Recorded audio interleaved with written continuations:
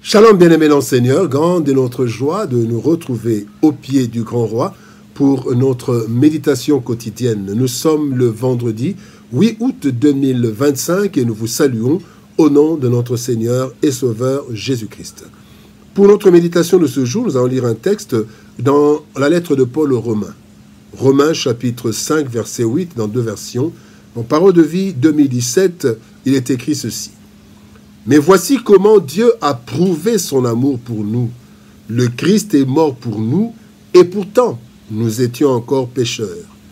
Lui second nous dit, mais Dieu prouve son amour envers nous, en ce que lorsque nous étions encore des pécheurs, Christ est mort pour nous.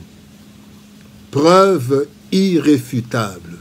Preuve irréfutable, tel est le thème de notre méditation de ce vendredi 8 août 2025. Bien-aimés dans le Seigneur. Les limitations humaines nous posent souvent des problèmes de jugement.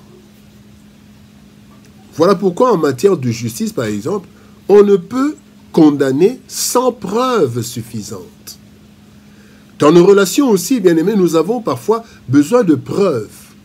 Preuves de sincérité, preuves de fidélité. En fait, des éléments qui établissent la véracité d'une chose exprimée. Quelqu'un est fidèle, mais parfois, nous voulons des preuves de sa fidélité, des preuves de son honnêteté, et même, nous voulons des preuves des études. Et ces preuves, ce sont des diplômes que nous présentons. Bien-aimés dans le Seigneur, nous parlons souvent de l'amour de Dieu. Certains y croient, mais d'autres ont du mal à y croire lorsqu'ils voient les réalités difficiles de la vie.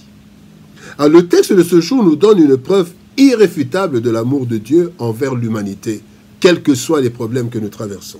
Voyons ce que Dieu nous transmet par sa parole. Premièrement, bien-aimés, parlons des réalités qui font douter. Des réalités qui font douter. Jérémie 15, 18 nous dit ceci. Pourquoi ma souffrance est-elle continuelle? Pourquoi ma plaie est-elle douloureuse?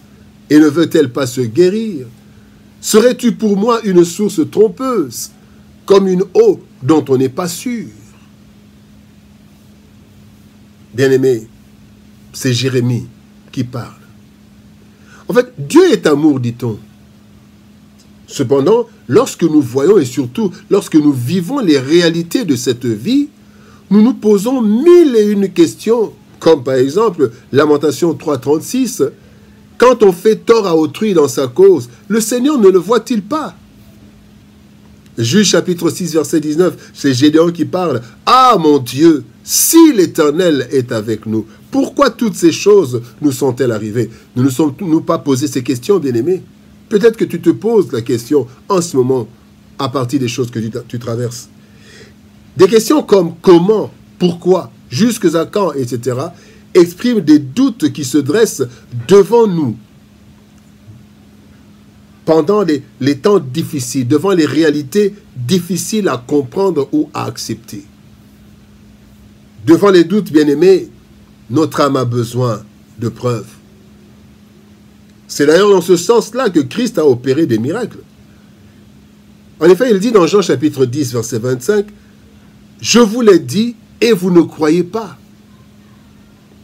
Les œuvres que je fais au nom de mon Père rendent témoignage de moi. » Donc, il fallait des œuvres qui rendent témoignage, qui constituent en fait des preuves.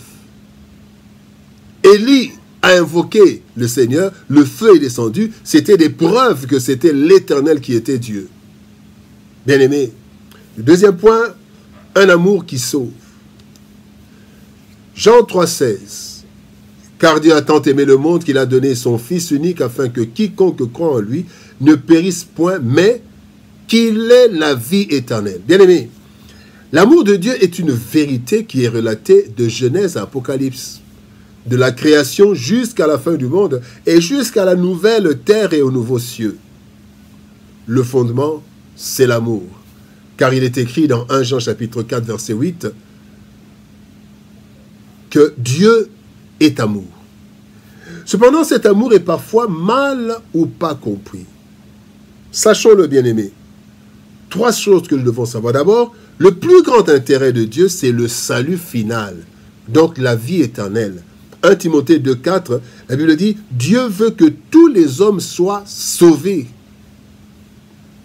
Deuxième chose que nous devons savoir, c'est que l'amour de Dieu se traduit aussi par des épreuves, des châtiments et autres choses nécessaires pour notre perfectionnement. Parfois, nous ne comprenons pas. Apocalypse chapitre 3, verset 19, la Bible dit « Moi, je reprends et je châtie tout ce que j'aime. » Et la Bible dit « Toute chose concourt au bien de ceux qui aiment Dieu. » Pour plusieurs raisons, parfois nous ne comprenons pas cet amour de Dieu. Quand des choses tardent, quand les choses ne marchent pas, mais Dieu nous aime.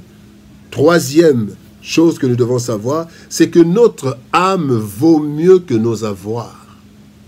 Matthieu 16, 26, Christ dit « Que servirait-il à un homme de gagner le monde s'il perdait son âme? Ou que donnerait un homme en échange de son âme ?»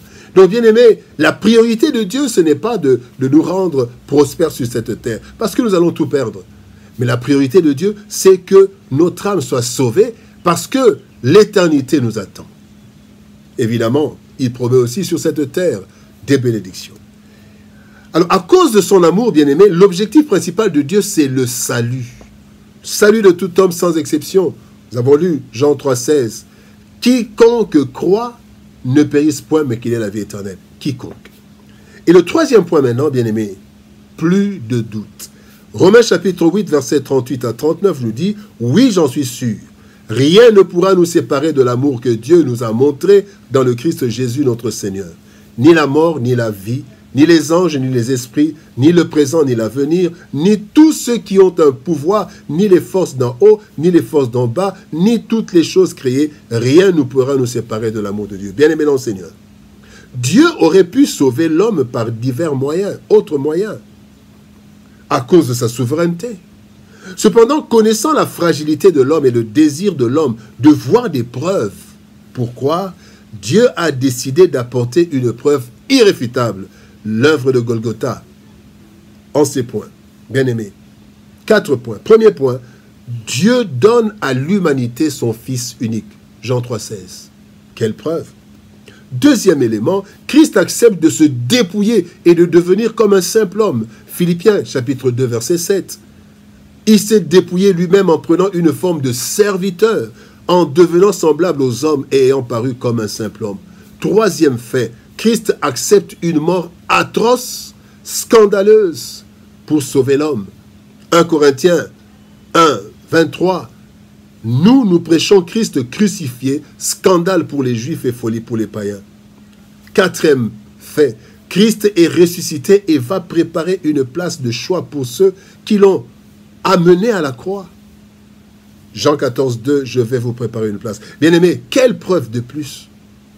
Tout cela, Dieu l'a fait sans attendre de nous quelque chose qui peut lui profiter, car tout lui appartient et il n'a rien à gagner, Dieu. Preuve irréfutable. Les nombreux problèmes qui nous accablent nous font douter parfois de l'amour de Dieu, tellement ces réalités nous aveuglent. Dieu qui a pourtant toujours aimé l'humanité et connaissant les limites de l'homme, a prouvé son amour par la mort de Christ parfait, sans péché. Il est mort pour les humains imparfaits et pécheurs. Bien-aimé, une telle preuve est irréfutable et devrait nous réconforter en tout temps, quelles que soient les difficultés rencontrées. L'œuvre de Golgotha est une preuve irréfutable de l'amour de Dieu. Alors plus de doute pour ses promesses, plus de doute que Dieu interviendra un jour ou un autre en notre faveur, parce que il nous aime, il nous aimera toujours. Prions. Éternel Père de gloire, merci pour ton amour et ta bonté. Merci parce que, Seigneur de gloire, devant l'incrédulité de l'homme, devant la difficulté de l'homme à saisir certaines choses, à croire certaines choses, tu as donné des preuves de ton amour. Tu as donné Jésus-Christ, qui s'est dépouillé pour nous, qui est mort à la croix, une mort honteuse, une mort atroce. Et c'est pour moi que Christ est mort. Seigneur, comment pourrais-je encore douter de ton amour pour moi? Seigneur, même dans les temps difficiles, Seigneur, rappelle-moi l'œuvre de Golgotha, afin que je me rappelle que Dieu m'aime. Et s'il a donné son Fils unique, il me donnera aussi ceux dont j'ai besoin, autant fixés et dans sa souveraineté. Merci Seigneur de là pour cette preuve irréfutable de ton amour. Bénis ta parole et bénis ton peuple au nom de Jésus-Christ. Nous avons ainsi prié, Père. Amen. Bien-aimés en Seigneur, que Dieu nous bénisse. Shalom, au revoir et par la grâce de Dieu, nous nous retrouvons demain pour une autre méditation au pied du grand roi. Shalom, au revoir et par la grâce de Dieu, à demain.